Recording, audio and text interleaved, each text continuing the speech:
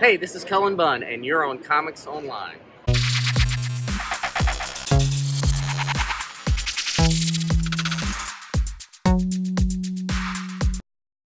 Hey, Kevin. Hey, Troy. Here we are. We're at Baltimore Comic Con 2019. Yeah. And we are here with, if he's not the guest of honor, he ought to be. He ought to be. The celebrated comic writer, Mr. Cullen Bunn himself. We talk about him almost all every the week. Time. And he's been good enough to waive the restraining order so we can actually do this interview. Yeah.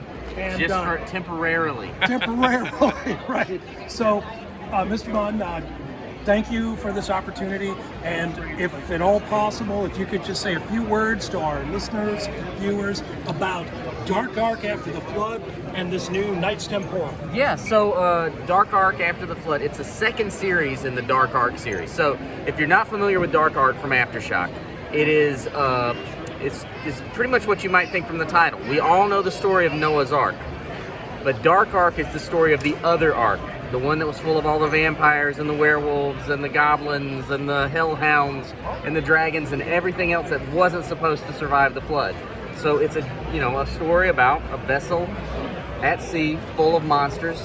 What could go wrong? So that was a 15-issue series that's now collected. If you haven't read it, your shop can get them in. There's 3 trades. After the Flood is the second series. This new one just started up a couple of weeks ago, really, which is the story of what happens next once they reach land. What happens? How do these monsters build a society? How do they interact with humanity that's also finding land? And then Knights Temporal is a new series. 3 issues are out. It seems, on the surface, it's the story of a knight, in the Dark Ages who chases a sorcerer into a forbidden forest, and he comes out the other side in modern-day LA. That's what it seems like. But then we start seeing there might be a little more to it. It might be a little different because we start seeing this knight in very different times, very different places, doing very different things. And it gets very twisted and strange. So it starts pretty simply. It seems like a time travel story, but there's a lot more to it than that. So, Mr. Bunn, I just have to ask, I know you don't have a whole lot of time. We celebrate you especially for your horror works. You're very good at shaking us inside. Where does that come from? I'm just really messed up. I have a lot of issues, a lot of problems, and I want to inflict those upon you guys. You're doing such a fantastic job with that. Man or Black, loving that. Oh my God, I can't rave about it enough. Thank you. Is there a work you've got that you are more proud of than anything else? It's tough because you're basically asking me, pick a baby that you like the best. Pick one of your children. It's tough. I love, I pick the Sixth Gun. I would rank up as one of the things that represents me best. Like if you had never heard of me at all and you wanted to really first see my work, I would pick either the Sixth Gun, Harrow County, Dark Ark. Those are the books I would say, here's a great representation of who I am as a writer. And lastly, because people are going to want to know a little bit about you, if you were sitting by yourself at a bar, what would your go-to grown-up drink be? Oh, we know this. His fans know this. My fans think that it's changed over the years. Has it changed? It's changed. So, used to be it was margaritas, and I was a big margarita guy, and I still like a good margarita every now and again. But an old-fashioned is probably my go-to drink now. You're maturing. I'm mature. Thank you. Thanks, dude. Can I? Never mind. I won't. I don't know if I can cuss on your. No, you can. It's fine. And it's not even really cuss. I am going to call you a jackass for that backhanded compliment. Yeah. No, so I like an old-fashioned, but I love a good tiki bar. I can find a tiki bar. I love any drink with an umbrella in the top of it. I can. Basically, what I'm saying is I kind of like all alcohol. All right. So you're doing Man or Black with your longtime collaborator Brian Hurt. Yeah, and Tyler Crook, who I worked with on Harrow County. So the two guys I've worked with the most that are now working with me on Man or Black.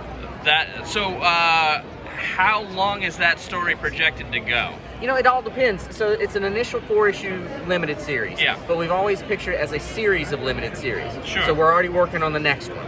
And if that's popular enough, we'll do another and another. I'd love to tell a big story with that. It's just we're going to try that format of the limited, you know, almost like the BPRD model where it's a limited series and another. Well, I would series. call it the damned model. Or the damned model. Yes, thank you. You're welcome. You've redeemed yourself. Hey, well, you know, we've been following you for a lot of years. Oh, back to ageism, I see.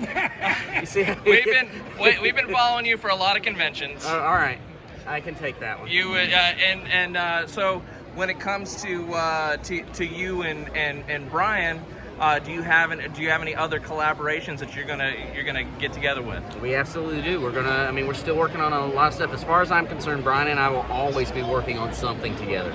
But we are doing, we're doing Man or Black, but we're working on, we're cooking up. I can't tell you about it, but we got another book that's out there that we're putting together. I think people are gonna be really excited about.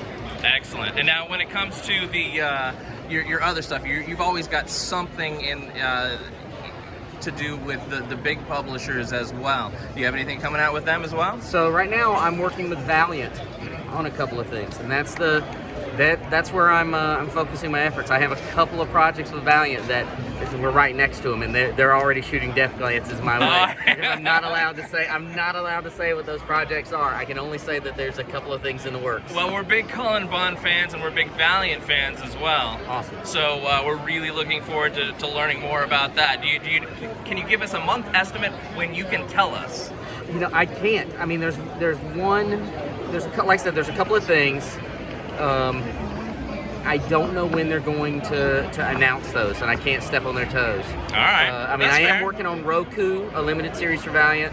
Roku's sort of a villain, has been a villainous character in Ninjak, but this is her series, and we get to see her. She's awesome because she's a ninja with psychic powers and telekinetic hair. So, there's lots of great potential for dismemberment and maiming.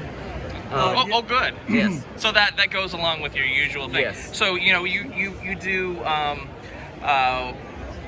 a lot of great horror, and you do a lot of great villain series. I mean, you did that Magneto series. Yeah, I do like writing villains. What draws you to that? Villains are more interesting. In real life, I like heroes, and in fiction, I like villains. All right. So I can appreciate that. Well, Cullen, do you have anything else, Troy? No, just that we're looking forward to your upcoming works. We're very excited about the works that are right in front of us. Thank you for your creative energy, for giving our fans something to sink their teeth into, and keep frightening us. Thanks, guys. Keep disturbing us mentally. I'm gonna do my best. Can we get a promo from you? Have you say this is Cullen Bunn and you're on Comics Online? Sure. Go for it. Hey, this is Cullen Bunn, and you're on Comics Online. Add flashback. From leaping tall buildings to going off like gamma bombs. Switch your internet browser to comicsonline.com.